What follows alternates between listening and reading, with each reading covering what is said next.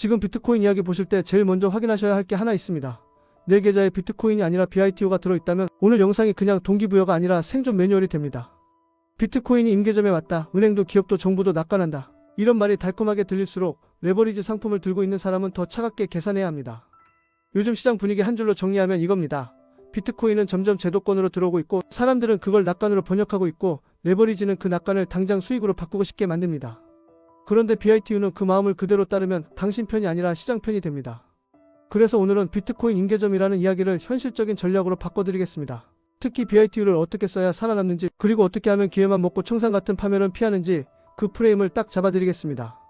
먼저 임계점이라는 말이 왜 요즘 이렇게 자주 나오냐? 이건 단순히 가격이 올랐다는 얘기가 아닙니다. 비트코인을 다루는 주체가 바뀌고 있다는 얘기입니다.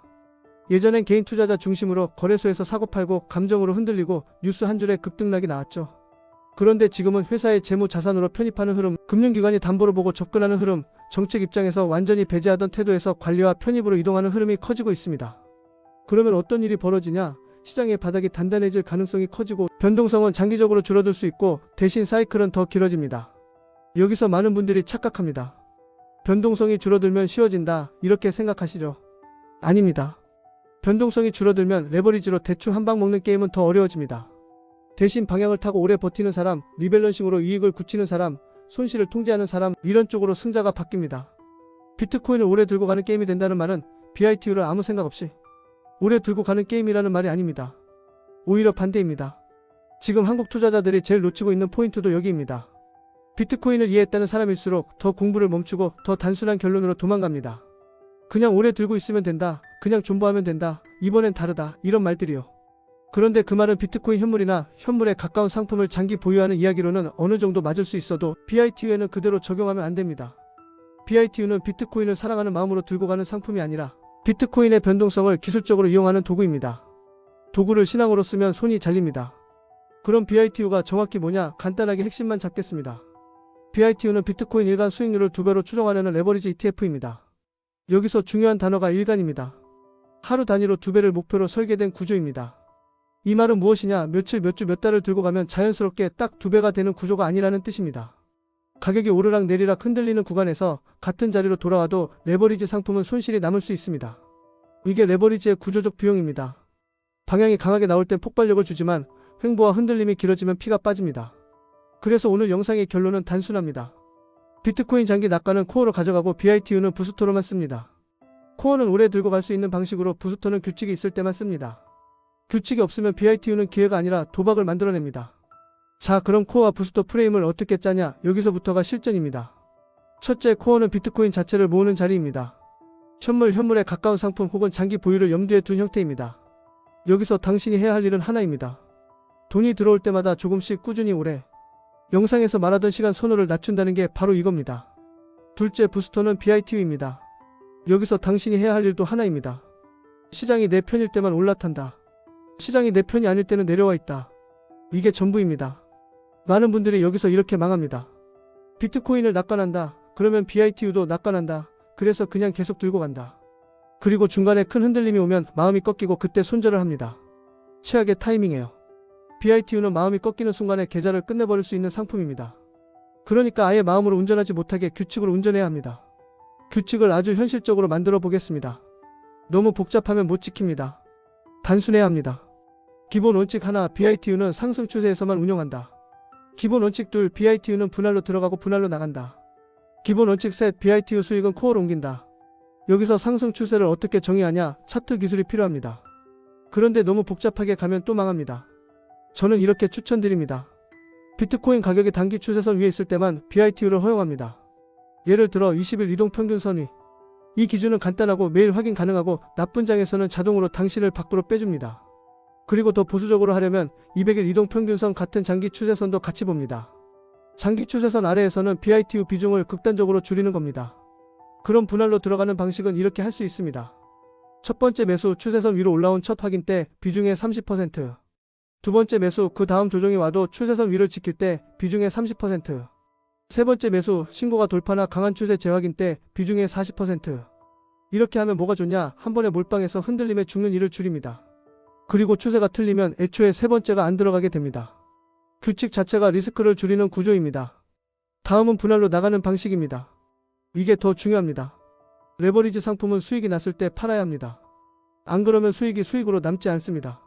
첫 번째 익절 계좌가 달콤해지기 시작할 때 보유 BITU의 20%, 두 번째 익절 더 달콤해져서 주변에 말하고 싶어질 때 30%, 세 번째 익절 이제 내가 천재라고 느껴질 때 나머지 50% 중 절반을 먼저 덜어냅니다. 그리고 마지막 남은 물량은 추세가 꺾이면 자동 정리합니다. 왜 이렇게 하냐? 인간은 수익 구간에서 더 무모해집니다. 특히 레버리지 수익은 도파민을 과하게 뽑습니다. 그 순간에 판단이 흐려집니다. 그래서 기계적으로 잘라야 합니다. 여기서 핵심이 하나 더 있습니다. BITU로 번 돈을 다시 BITU에 계속 때려박으면 계좌는 언젠가 한 번에 무너집니다.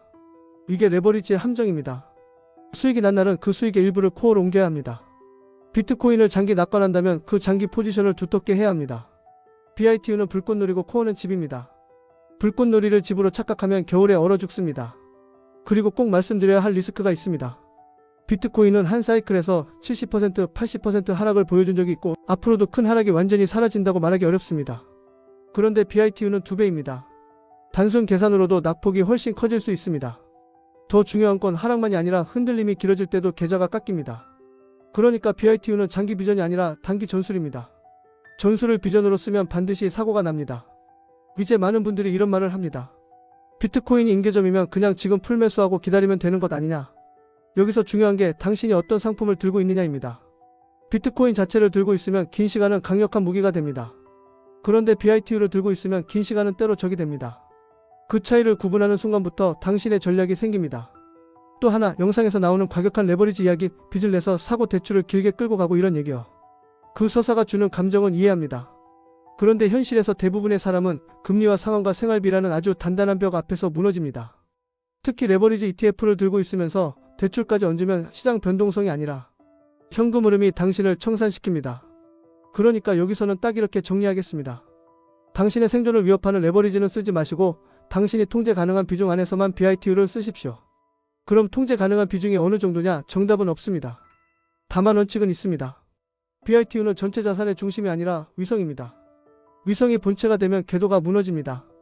그래서 보수적으로는 한 자릿수 비중, 공격적으로 하더라도 생활이 흔들리지 않는 선, 그리고 손실이 나도 계획을 유지할 수 있는 선, 그 선을 넘지 마셔야 합니다.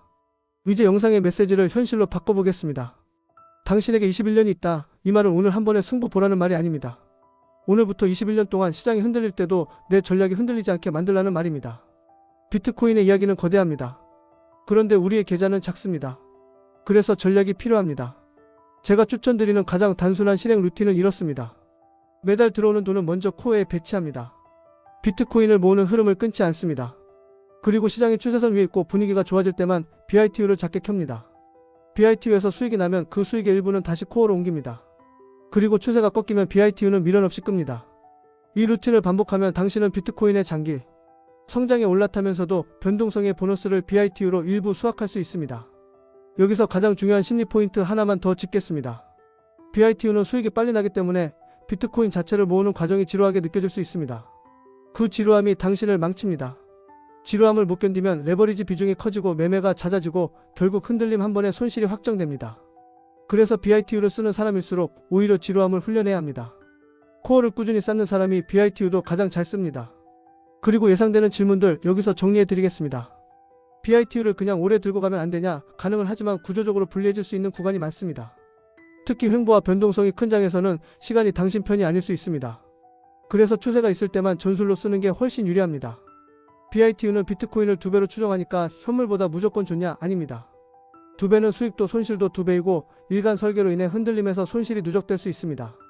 하락장에서는 BITU를 어떻게 해야 하냐? 원칙은 쉽습니다. 하락장에는 BITU를 줄이고 코어를 중심으로 관리합니다.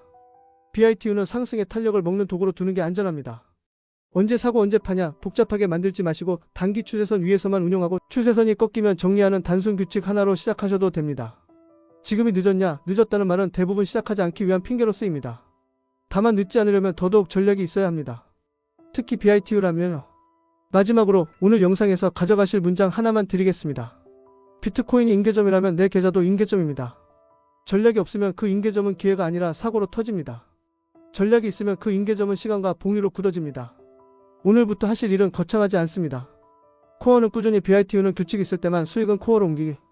소음은 무시하고 수평선을 보듯이 긴 시간의 방향을 보되 레버리지에서는 오늘의 규칙을 지키기. 그걸로 충분합니다. 지금까지 사울굿맨의 BITU였습니다.